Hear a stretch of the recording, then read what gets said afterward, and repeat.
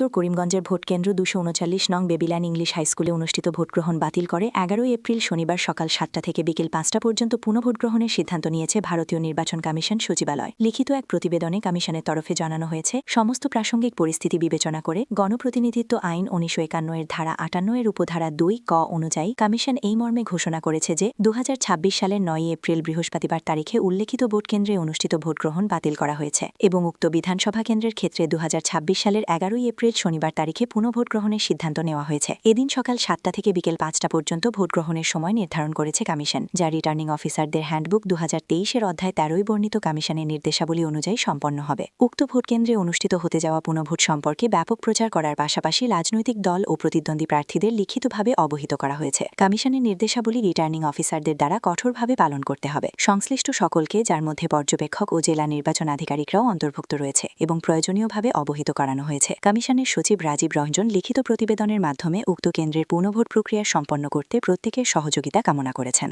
শিবভূমি থেকে শুভঙ্কর মালাকারের রিপোর্ট, ঈশান বাংলা নিউজ, শিলচর।